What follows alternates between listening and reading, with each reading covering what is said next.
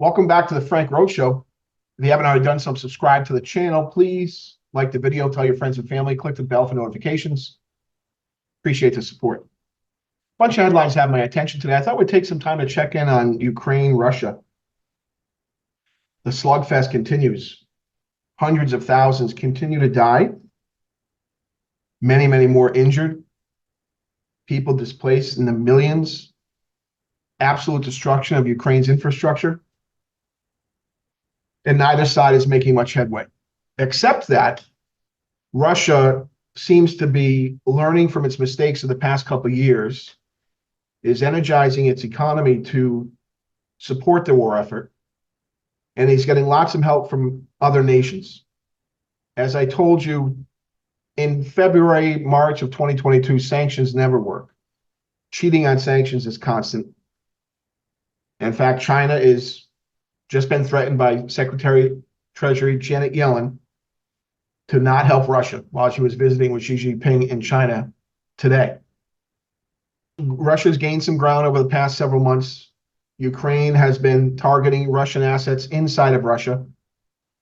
Ukraine has been successful in beating the hell out of Russia, no question. It's impacting its navy in the Black Sea. It's hitting vital refineries in Russia. But the problem is the world is waning, including NATO. We just had a pro-Russian candidate elected to Slovakia. The only country really still fully engaged in supporting Ukraine seems to be France, even though the European Council president has called for Europe to switch to a war economy. EC President Charles Michel says he wants a war economy in solidarity with Ukraine. He says solidarity is drying up everywhere with Ukraine. But there's a couple of reasons his plea isn't going to go very far. First, again, support is waning for Ukraine. The Republicans are overspending our money to support Ukraine in the absence of the European Union taking care of that themselves. And to the extent the U.S. isn't there to support Ukraine and give them money and the funding, the military equipment, there are some fiscal rules in the EU that make it difficult for the EU to do this. The Growth and Stability Pact, or the Maastricht Treaty, can complicate any efforts by European nations to expand government spending and increase debt and deficits. It increasingly looks like Ukraine will not win this war, winning being retaking the territory that Russia has already claimed and retaking Crimea. There's got to be time for a new strategy. Germany is losing interest in supporting Ukraine. France is making some sort of symbolic last effort, talking about troops on the ground. The leading party in the German legislative body, the SPD, openly supports partition of Ukraine. President Biden continues to push for money and material to support Ukraine with no end game, no stated goals, no way of getting out. Speaker Mike Johnson, who is turning out to be another moderate Republican, meaning supporting Democrats, is unclear where he wants to go with this, although he recently said last week that he's ready to support Ukraine and send the $60 billion. And so the struggle continues for the poor Ukrainian people being hammered. The United States continues to spend billions of dollars supporting them. Lots of corruption going on over there, lots of loss of material. Our M1, A1 Abrams tanks are being taken out by Russian military in a way I described they would be. You have to ask yourself, as we did in February of 2022, self-interest, national self-interest. Why it is our battle to support Ukraine when the European Union, European countries don't seem to care? I mean, one could easily argue we have enough problems on our own, including our own border. So things aren't changing much there. And as I've been saying for some time, negotiated settlement is going to be the way this ends. And I don't think you should buy the hype that if Russia gets what it wants in Ukraine, it attacks the rest of Europe. Russia's doing better than expected, but that's a sick economy Russia has there for themselves. Not surprisingly, back to student loans. Joe Biden, here we go again. The Democratic Party has shifted away from its traditional base of working class and middle class Americans and increasingly relies on upper income Americans and the elites or people in the elite professions, college professors, students, social workers. And student loan forgiveness seems to be their main driving force or policy right now. Borrow money to advance your career or study something you get pleasure from, but don't want to pay your loans back. And progressives say you shouldn't have to. Taxpayers can take the financial hit for you. President Biden made the promise in the 2020 campaign that he would forgive student loans stupidly. He tried to do that with the Higher Education Relief Opportunities for Students Act, which the Supreme Court rejected to the tune of $400 billion. But they're not done. They're going to keep going. And President Biden has announced again, he's another round of student loan forgiveness. Have you noticed how regressive student loan forgiveness is? Not in line with Democrat rhetoric. Much of the debt is held by students who borrowed tens of thousands of dollars to go to graduate school, some of whom will have or already have lucrative careers as doctors, dentists, lawyers. When debtors don't devote part of their budget to repaying loans, this frees up spending on other goods and services. And this is part of the argument Democrats are making about loan forgiveness. People with student loans are burdened by the student loan and therefore can't buy new cars, can't buy new houses, can't go on vacations. In fact, AOC said last night on TV that forgiving student loans will allow these people to travel overseas. Oh my goodness, what a wonderful thing. But it's completely inflationary. The influx of new dollars chasing these new goods and services are going to increase prices. When it comes to borrowing and paying back debt, when you borrow money, spending rises, GDP rises. When you have to pay back the loan, spending falls and GDP falls. That's how it works. So there are several planks to the new plan. One plank allows wiping away tens of thousands of accrued interest for borrowers and extend forgiveness to relatively wealthy borrowers. Couples who make almost $250,000 would be eligible for student loan forgiveness. It would reward borrowers who delayed paying back their loans and provides forgiveness to borrowers who have still not repaid their loans after 20 years.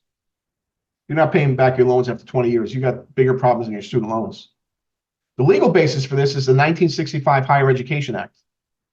And it was written to allow Secretary of Education to amend student loan terms.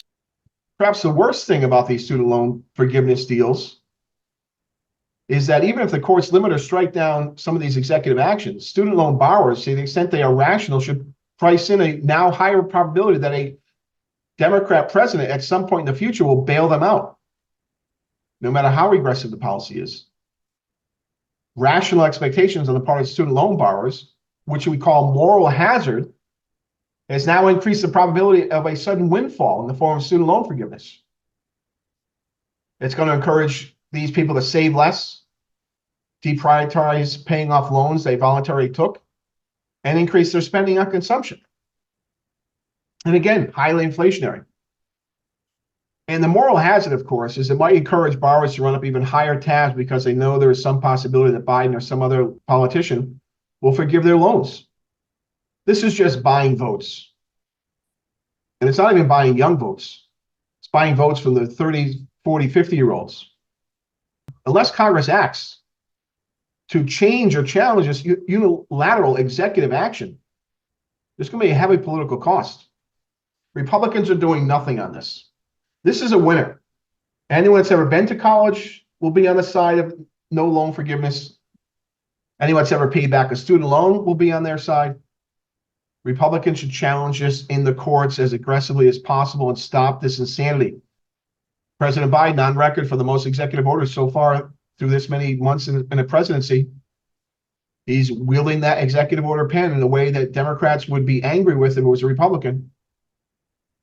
The other thing I want to mention today is the RNC has a new co-chair, Laura Trump.